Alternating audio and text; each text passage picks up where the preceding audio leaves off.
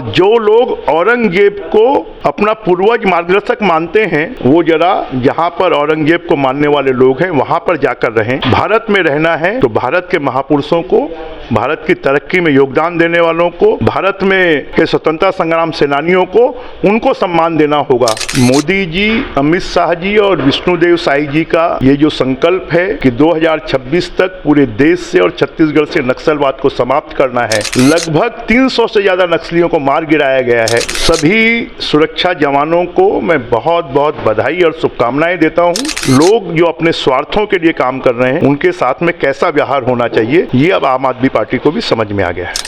जो लोग वक्फ बोर्ड के संशोधन को लेकर आंदोलन कर रहे हैं वो भी देश हित में काम नहीं कर रहे हैं, उनको ये जवाब देना चाहिए। जो मजहब के ठेकेदार हैं उन्होंने अपना जेब भरने का काम किया। करोड़ों मुस्लिम महिलाओं को, मुस्लिम नवयुवकों को, उनके बच्चों के लिए क्या काम किया, कितनी स्कूलें खोली, कितने अस्पताल खोले, कितने उनके लिए प्रशिक्षण केंद्र खोले, उनके पास में कोई जवाब नहीं है। नमस्कार, सोशल संवाद में आप सभी का स्वागत है।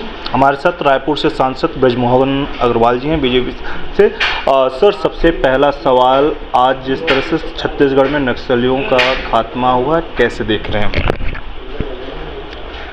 सभी सुरक्षा जवानों को मैं बहुत बहुत बधाई और शुभकामनाएं देता हूं। ये हमारे मोदी जी, अमित शाह जी और विष्णुदेव साई जी का ये जो संकल्प है कि 2026 तक पूरे देश से और छत्तीसगढ़ से नक्सलवाद को समाप्त करना है, उसका एक पड़ाव है।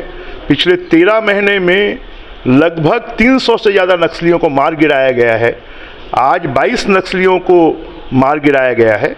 नक्सलियों के लिए संदेश है, या तो मुख्य धारा में आ जाएं और वो बुलेट की भाषा बंद करें, बैलेट की भाषा को समझें। अगर वो बैलेट की भाषा को नहीं समझते हैं तो बुलेट की भाषा जैसे को तैसा वैसा उनके साथ में व्यवहार किया जाएगा और जो संकल्प है वो 2026 का पूरा होगा। सर, पंजाब में जिस तरह से आम आदमी पार्टी ने किसानों के ऊपर लाठीचार्ज किया, उसको आप किस तरह से देख रहे हैं?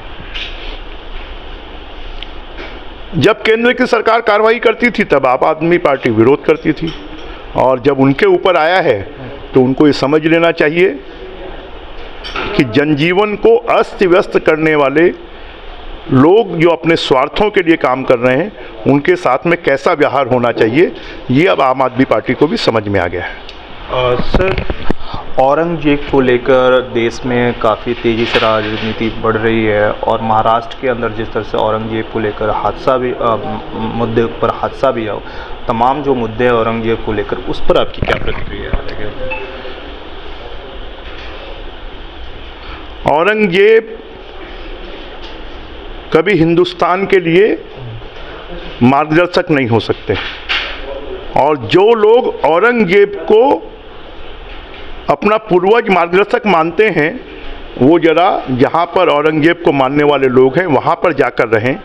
भारत में रहना है तो भारत के महापुरुषों को, भारत की तरक्की में योगदान देने वालों को, भारत में के स्वतंत्रता संग्राम सेनानियों को, उनको सम्मान देना होगा। और औरंगजेब के नाम पर अशांति पैदा करने वाले जो लोग हैं वो देश हित में काम नहीं कर रहे हैं, वो देश के विरोध में काम कर रहे हैं। जो लोग वक्फ बोर्ड के संशोधन को लेकर आंदोलन कर रहे हैं वो भी देश हित में काम नहीं कर रहे हैं, उनको ये जवाब देना चाहिए कि आज़ादी के 75 सालों के बाद, लाखों एकड़ जमीन होने के बाद भी वक्फ की संपत्ति से किनको फ़ायदा हुआ है? क्या 150 लोग जो मजहब के ठेकेदार हैं उन्होंने अपना जेब भरने का काम किया? करोड़ों मुस्लिम महिलाओं को, मुस्लिम नवयुवकों को, उनके बच्चों के लिए क्या काम किया, कितनी स्कूलें खोली, कितने अस्पताल खोले, कितने उनके लिए प्रशिक्षण केंद्र खोले, उनके पास में कोई जवाब नहीं है। मुझे लगता है कि वक्फ के संशोधन का मुस्लिम समाज भी समर्थन करेगा, क्योंकि इसके माध्यम से उनका विकास होगा, उनकी प्रगति होगी, उनकी तरक्की होगी। बहुत शुक्रिया सर। दिल्ली से सोशल संवाद की रिपोर्ट।